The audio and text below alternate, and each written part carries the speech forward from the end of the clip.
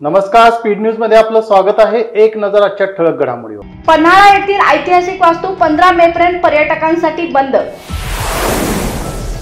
शहरात लसीकरणाला वेग, नागरिकांची झुंबड। गोकुळ निवडणूक मेळाव्यानंतर ठरावधारक सदाशिव पाटील यांचे कोरोनाने निधन, तर 8 जण पॉझिटिव्ह।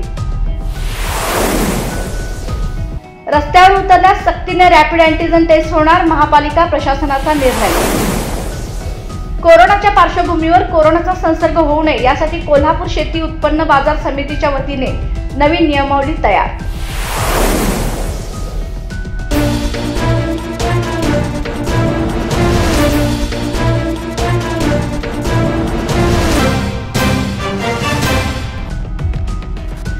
बातमीपत्रात आपलं पुन्हा एकदा स्वागत। कोरोनाच्या पार्श्वभूमीवर शाहूवाडी तालुक्यातील रुग्णांची वाढती संख्या चिंतेची बाब बनली आहे। गजापूर, कुरुंगळी प्रत्येकी 1, आंबा व पेरीड प्रत्येकी 2, अकोली 5, तर पन्हाळा तालुक्यातील बोरिवडे 1 व माले 4 अशा 16 रुग्णांचे अहवाल पॉझिटिव्ह आले आहेत। शाहूवाडी तालुक्यातील वाढती रुग्णसंख्या विचारात घेऊन करंजोशी येथे 100 बेडचे कोविड सेंटर सुरू करण्यात आले। या ठिकाणी सध्या 34 कोरोनाबाधित उपचार घेत आहेत। मलकापूर ग्रामीण रुग्णालय व तालुक्यातील सर्व प्राथमिक आरोग्य केंद्रावर तालुक्यात 40,540 नागरिकांनी लस घेतली आहे। लसीकरणाचे उद्दिष्ट 69% जाऊन पोहोचले आहे। तर आज दिवसभरात 1296 नागरिकांनी लस घेतली। 1 जानेवारी पासून आज अखेर 1142 रुग्णांचे अहवाल पॉझिटिव्ह आले आहेत। यापैकी सरूड 2, शिरगाव, आंबर्डे, बांबवडे, येळाणे व चरण येथील प्रत्येकी 1 अशा 7 जणांचा कोरोनामुळे बळी गेला आहे। मी doctor Ravindra Kamble, incharge CCC Alphonsa. आता सध्या इथे आपल्याकडे 100 पेशंटची सोय केलेली आहे। सध्या आपल्याकडे 45 पेशंट ॲडमिट आहेत, त्यापैकी 14 पेशंट ऑक्सिजनवर आहेत। तर एकूण ऑक्सिजन पेशंटची संख्या आपण इथं ठेवण्यासारखी 30 पेशंट आपण इथं ऑक्सिजनवर ठेवू शकतो आणि बाकी जे काही माइल्डली सिम्प्टोमॅटिक आणि हे असतील तर ना आपण इथं बाकी इंडोर करू। शाहूवाडी तालुक्यामध्ये आता 100 बेडचं कोविड सेंटर अल्फोन्सा स्कूल करंजोशी इथं चालू केलेलं आहे। आत्तापर्यंत बघायला गेलं तर मानमध्ये चालू होतं, पण वाढती पेशंटची संख्या जर आपण जर समजून घेतली तर आत्तापर्यंत कोविड सेंटरला 40 पेशंट ॲडमिट आहेत आणि शाहूवाडी तालुक्यामध्ये आत्तापर्यंत 7 पेशंट दगावलेले आहेत आणि त्यात 30-35 वयाच्या लोकांचा पण समावेश आहे। तर ही गंभीर बाब असून शाहूवाडी तालुक्याच्या जनतेने काळजी घेतली पाहिजे आणि काही त्रास वाटला तर बेडसगाव, बांबोडे आणि अल्फोन्सा सेंटरला तुम्ही टेस्ट करून घ्या आणि त्याच्यावर औषधोपचार वेळेत घेतला तर आपल्याला जे आपत्कालीन परिस्थितीत जे पेशंट दगावतात ते दगावणार नाहीत। ही स्वतःची काळजी स्वतः घेतली पाहिजे आणि प्रशासनाला सहकार्य केलं पाहिजे। प्रत्येक माणसानं आज रोजी शासनाच्या धोरणानुसार व्हॅक्सिन करून घेणं गरजेचं आहे। आज बरेच लोक घरामध्ये थांबलेले आहेत, व्हॅक्सिनच करून घेत नाहीत, लस घेत नाहीत। तर प्रथम पहिल्यांदा ते लस टोचून घेणं गरजेचं आहे आणि कोणताही ताप असेल काय असेल तर संबंधित PSC असेल किंवा सरकारी दवाखान्यात जाऊन प्रथम उपचार घ्यावेत आणि तिथं जाऊन दाखवावं आणि कुणालाही जर असं ताप थंडी असेल तर त्यांनी घरात दाबून न बसता दवाखान्यात जावं। धन्यवाद। स्पीड न्यूज 24 साठी संजय जगताप, शाहूवाडी। सामान्य कार्यकर्त्यांना सोबत घेत गावागावात विकासाची चळवळ गतिमान करण्यासाठी प्रयत्न सुरू आहेत। त्यामुळे कार्यकर्ते काँग्रेस पक्षात सहभागी होत आहेत। कार्यकर्त्यांना मानसन्मान, पाठबळ देऊन पक्षाची संघटनात्मक ताकद मजबूत केली जाईल, असे प्रतिपादन आमदार राजू आवळे यांनी केले। मिंचे तालुका हातकणंगले येथील जनसुराज्य युवा नेते सलीम जमादार यांनी आपल्या कार्यकर्त्यांसह काँग्रेस पक्षात प्रवेश केला। यावेळी आमदार आवळे बोलत होते। आमदार आवळे म्हणाले, गेली 15 वर्षे सत्तेत नसताना सुद्धा विकासाचे राजकारण केले। कार्यकर्ते निष्ठेने सोबत राहिले। त्यांनी पुन्हा एक वेळ आमदारकी जिंकून दाखवली। काँग्रेसला साथ दिली, त्यामुळे त्यांना सोबत घेत नव्याने प्रवेश करणाऱ्या कार्यकर्त्यांच्या साथीने तालुक्यात उच्चांकी विकास कामे केली जातील। जिल्हा परिषद, पंचायत समिती निवडणुकीत काँग्रेस कार्यकर्त्यांना ताकद देत जास्तीत जास्त जागा जिंकूया। हातकणंगले हा काँग्रेसचा बालेकिल्ला बनवण्यासाठी युवकांनी पाठबळ द्यावे। यावेळी सलीम जमादार म्हणाले, तालुक्यात युवकांची मोठी ताकद काँग्रेस पक्षाच्या पाठीशी उभी करण्यासाठी आम्ही निश्चित प्रयत्न करू। आमदार राजू आवळे सर्वांना सोबत घेत काम करीत आहेत. त्यांच्या कामाची पद्धत पाहून त्यांच्या नेतृत्वाखाली काम करण्याचा निर्णय घेतला आहे. कोरोनाच्या वाढत्या संक्रमणामुळे पुरातत्व विभागाने खबरदारीचा उपाय म्हणून पर्यटकांना ऐतिहासिक वास्तूत प्रवेश करण्यास 15 मे पर्यंत बंदी घातली आहे. तसे आदेश संचालक NK पाठक यांनी दिलेत. या आदेशाप्रमाणे पन्हाळा येथील ऐतिहासिक वास्तू 15 मे पर्यंत पर्यटकांसाठी बंद केल्याचे विभागीय अधिकारी विजय चव्हाण यांनी सांगितलंय. पन्हाळा येथील ऐतिहासिक वास्तूंना पर्यटक भेटी देतात. इतर किल्ल्यांच्या तुलनेत पन्हाळगडावर येणाऱ्या पर्यटकांचा व ऐतिहासिक वास्तू अभ्यासकांचा ओघ जास्त आहे. देशाच्या विविध भागातून येणाऱ्या पर्यटकांमुळे कोरोना विषाणूचा फैलाव होण्याची शक्यता नाकारता येत नाही. पुरातत्व विभागाचे आदेश प्राप्त होताच पुरातत्वाच्या कोल्हापूर व कोकण विभागाचे संरक्षण सहाय्यक विजय चव्हाण यांनी पन्हाळगडावरील सर्व ऐतिहासिक वास्तू पर्यटकांना प्रवेशासाठी बंद केल्याचे सांगितले. पन्हाळगडाबरोबर देशातील 3691 ऐतिहासिक वास्तू 15 मे पर्यंत बंद राहणार आहेत. कोरोना पॉझिटिव्ह रुग्णांची संख्या कोल्हापूर शहरात दररोज वाढत असतानाही नागरिकांना अद्याप त्याचे गांभीर्य नाही. शुक्रवारी आठवडी बाजार व अन्य ठिकाणी गर्दी होती. संचारबंदी असतानाही विविध कारणे सांगून नागरिक फिरताना आढळत आहेत. कारवाई सुरू असली तरी त्याचा फरक दिसत नाही. त्याचबरोबर प्रशासनाकडूनही अद्याप म्हणावी तशी कडक भूमिका घेतली जात नाही. शहरात लॉकडाऊनच्या पार्श्वभूमीवर कडक निर्बंध लागू केले जाणार आहेत. नियमित ठिकाणी आठवडी बाजार भरणार आहे. तसेच शहरातील विविध 18 ठिकाणी आठवडी बाजार भरवला जाईल असा निर्णय संनियंत्रण समितीच्या बैठकीत घेण्यात आला असला तरी शुक्रवारी वडगाव बाजार कृषी समिती, थोरात चौक व विक्री मार्केटच्या बाजारात सोशल डिस्टन्सिंगचा फज्जा उडाला. काही ठिकाणी नागरिकांनी नियमांचे पालन करीत खरेदी केली. नूतन सरपंच व सदस्य गावातील अतिक्रमण करण्यास प्रोत्साहन देत असून कोरोना काळात नागरिकांचे आरोग्य सेवेकडे पूर्ण दुर्लक्ष झाले आहे. जुनी प्रस्तावित विकास कामे स्वतःच्या नावावर खपवत आहेत. यातून नागरिकांची दिशाभूल करीत आहेत असा आरोप माजी सरपंच बाबासो वनकोरे यांनी केलाय. टाकळीवाडी येथे गट नंबर 590 मध्ये ग्रामपंचायत निवडणुकीपासून अतिक्रमण सुरू असून निवडणूक काळातच रात्रीत तेथे घरे बांधून अतिक्रमण केले आहे. याबाबतची तक्रार तहसीलदार व गट विकास अधिकारी यांच्याकडे करण्यात आली आहे. याबाबत कोणतीही कारवाई अद्याप झालेली नाही. सत्तेवर असलेले सरपंच यांचा पुत्रच या अतिक्रमणाला प्रोत्साहन देत आहे. तर 40 एकर जागेमध्ये 50 पेक्षा जास्त घरे बांधून नागरिकांनी अतिक्रमण केले आहे. याबाबत सत्ताधारी पक्षातील काही सदस्य नागरिकांची दिशाभूल करत आहेत. सरकारी जागेचे संरक्षण करण्याची जबाबदारी सरपंच व सदस्य यांच्यावर असताना तेच आपल्या नातेवाईकांना अतिक्रमण करण्यासाठी प्रोत्साहन करीत आहेत. ही बाब गंभीर आहे. तर गावात विकास कामे ठप्प झाली आहेत. गावात कोरोनाचा रुग्ण आढळल्यानंतरही सर्वपक्षीय दक्षता समितीची बैठक झाली नाही. यामुळे त्यांना गावच्या नागरिकांच्या आरोग्याची काळजी नाही हे स्पष्ट होते. जर टाकळीवाडीच्या माळावर बघितलं तर एका प्रकारे एका रात्रीत घरं बांधायची. त्या घराला कोणतीही परवानगी नसते. त्या घराला कोणत्याही पद्धतीचं शासनाचं धोरण नाहीये. अशा पद्धतीची घरं टाकळीवाडीच्या माळावरती बेकायदेशीरपणे राजरोज सुरू आहे. या घराला आशीर्वाद कोणाचा? ही घरं होण्यापाठीमागं कारणीभूत कोण? तर या सगळ्याचा जर सखोल विचार केला तर या पाठीमागं कुठेतरी सत्तारूढ आघाडीकडून केले जाणारे राजकीय स्वार्थ या ठिकाणी दिसत आहे. खरं बघायला गेलं तर स्थानिक स्वराज्य संस्थेमध्ये ज्या ग्रामपंचायतीच्या अखत्यारीमध्ये गायरान गट नंबर येतोय त्या ग्रामपंचायतीकडे त्याचं व्यवस्थापन आणि देखभाल असते. पण सध्याच्या सत्तारूढ आघाडीकडून असं कोणतेही व्यवस्थापन किंवा देखभाल होत असणारी दिसून येत नाहीये. या संदर्भात मान्य गट विकास अधिकारी, मान्य तहसीलदार यांनी देखील ग्रामसेवकांना सूचना दिल्या, पण एक नोटीस काढण्यापलीकडे कोणतीही कारवाई झालेली नाहीये. तर ज्यांनी या गायरानाचं रक्षण करायचं आहे त्यांनीच जर गायरानामध्ये अतिक्रमण होण्यासाठी प्रोत्साहन द्यायला लागले तर याला दाद मागायची कुठं? अशी परिस्थिती टाकळीवाडीच्या माळावरती होऊन बसलेली आहे. गेल्या काही दिवसामध्ये अनेक बेकायदेशीर घरे या ठिकाणी झालेली आहेत.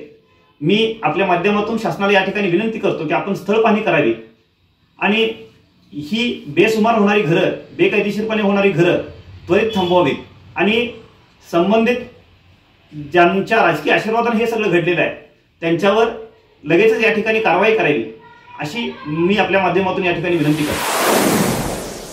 कोरोनाची वाढती रुग्णसंख्या पाहता कोल्हापूर शहरात लसीकरणाला वेग आलाय. आज CPR येथे अनेक नागरिकांनी लस घेण्यासाठी गर्दी केली होती. त्यामुळे नागरिकांची एकच झुंबड उडाली. शासनाने 45 वर्षापुढील सर्व व्यक्तींना लसीकरण मोफत केल्याने अनेकांनी याचा फायदा घेतला. ज्येष्ठ नागरिकांनी कोविड लस शनिवारी टोचून घेतली। सीपीआर येथे नागरिकांनी रांगेत उभे राहून लसीकरण करून घेतले। यावेळी शासकीय कर्मचारी, पोलीस, कोरोना कालावधीत सेवा देणाऱ्या अनेक व्यक्तींनी ही लस घेतली। सीपीआर येथे लसीकरणासाठी प्रचंड गर्दी असून नागरिकांची लस घेण्यासाठी एकच झुंबड उडाली। चांगला प्रतिसाद मिळत असल्याने आरोग्य यंत्रणाही वेगाने कामाला लागली आहे। शहरात आणि गावोगावी आशा कर्मचाऱ्यांच्या मार्फत प्रबोधन करण्याबरोबरच ज्येष्ठांना केंद्रात घेऊन येण्यासाठीची यंत्रणाही आरोग्य विभागाने लावली आहे। नोंदणीसाठी स्वतंत्र वेबसाईट सुरू करण्यात आली असून तेथे नोंदणी होईल त्याप्रमाणे लस टोचून घेण्यासाठी बोलवले जात आहे। सरकारी दवाखान्यात मोफत तर खासगी दवाखान्यात 250 रुपये घेऊन ही लस टोचली जात आहे। मोफत असल्याने सरकारी केंद्राबाहेरही गर्दी दिसत आहे। गोकुळ दूध संघाच्या निवडणुकीला अवघे काही दिवस बाकी असताना एक दुःखदायक घटना समोर आली। गोकुळमधील एका ठरावधारकाचा मृत्यू झाला आहे। 54 वर्षीय सुभाष सदाशिव पाटील यांचं कोरोनामुळे निधन झालं। मागील आठवड्यात झालेल्या मेळाव्यानंतर 8 ठरावधारक कोरोना पॉझिटिव्ह असल्याचं समोर आलंय। कोल्हापूरमधील खासगी हॉस्पिटलमध्ये सुभाष सदाशिव पाटील यांना दाखल करण्यात आलं होतं, मात्र उपचारादरम्यान त्यांची प्राणज्योत मालवली। सुभाष पाटील हे शाहूवाडी तालुक्यातील डोणोले येथील कैलासवासी सदाशिव पाटील दूध संस्थेचे ठरावधारक होते। मागील आठवड्यात झालेल्या मेळाव्यानंतर ठरावधारक आणि उमेदवारी अर्ज भरलेले काही इच्छुक उमेदवार यांना कोरोनाचा संसर्ग झाल्याचं समोर आलं होतं। त्यामुळे ठरावधारकांमध्ये भीतीचे वातावरण आहे। वेळ झाली आहे छोट्याशा विश्रांतीची। तुम्ही पाहत रहा स्पीड न्यूज लाईव्ह 24।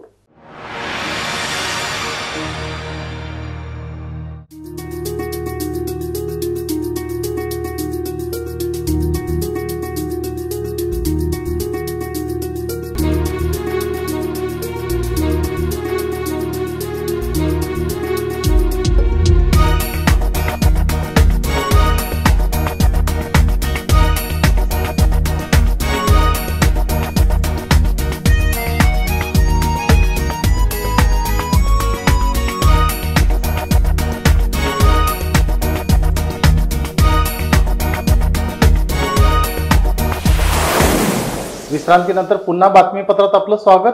सोनं घरात ठेवून 2 होणार नाहीत, माझ्याकडे द्या, त्याचा चांगला परतावा तुम्हाला देतो, असे म्हणून गोरगरीब सर्वसामान्य आणि शेतकऱ्याकडून घेतलेले सोने परत दिले नाही।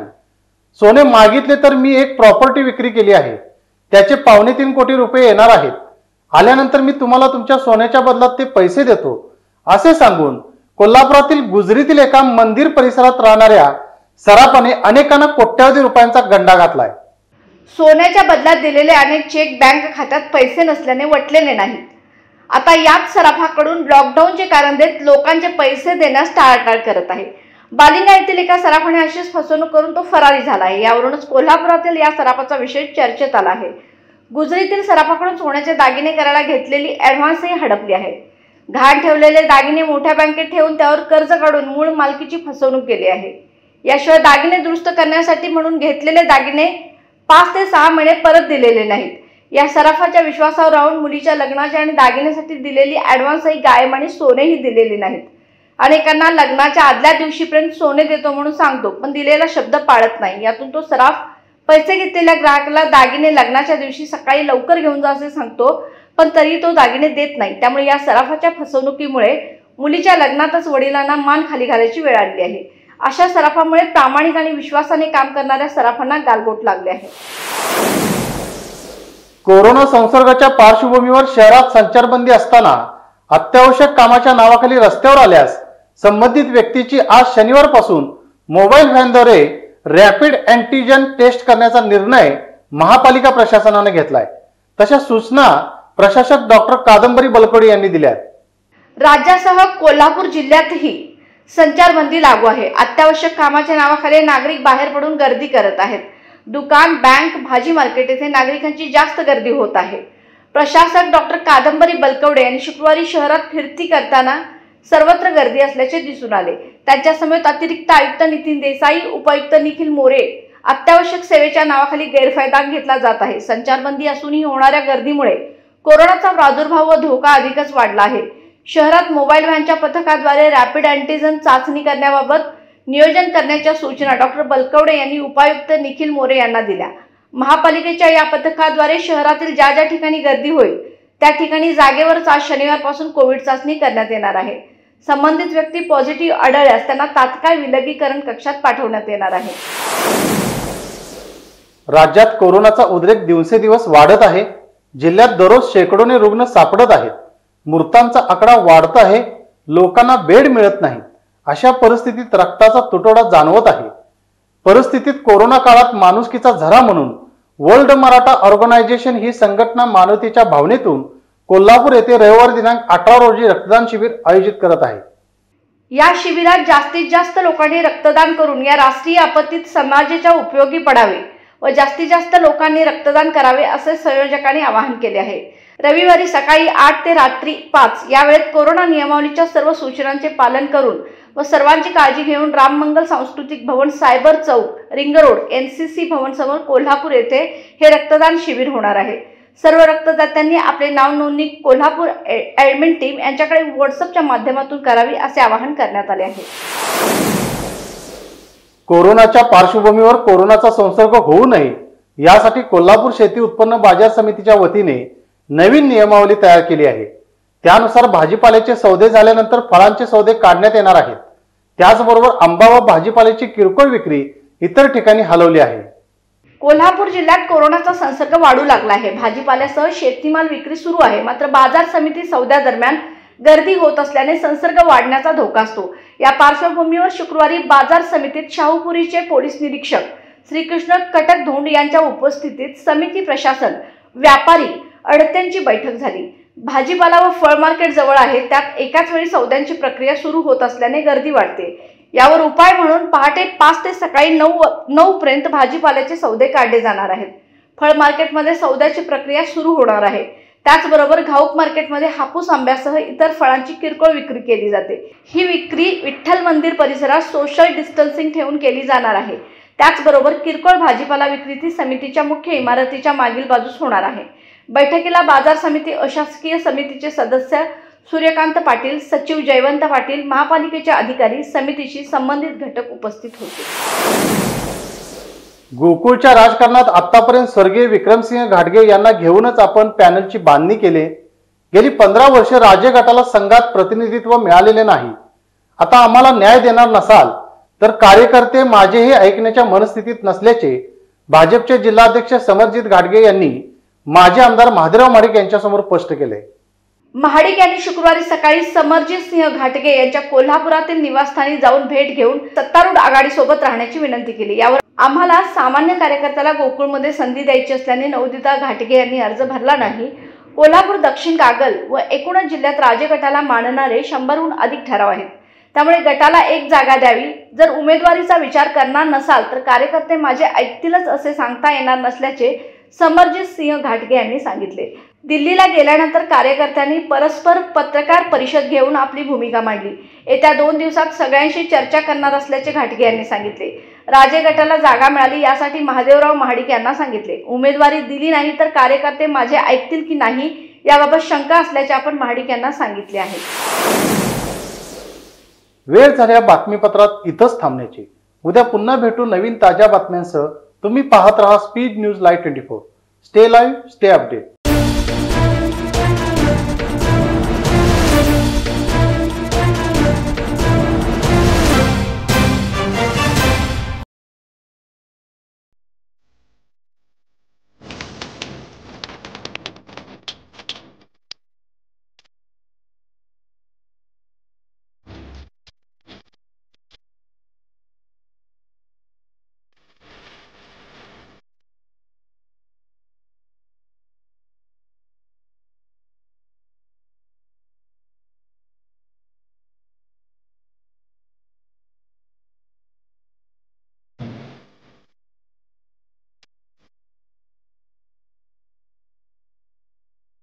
तर अशाच ताज्या अपडेट्ससाठी स्पीड न्यूज लाईव्ह 24 चॅनेलला सबस्क्राईब करा आणि बेल आयकॉनवर प्रेस करा.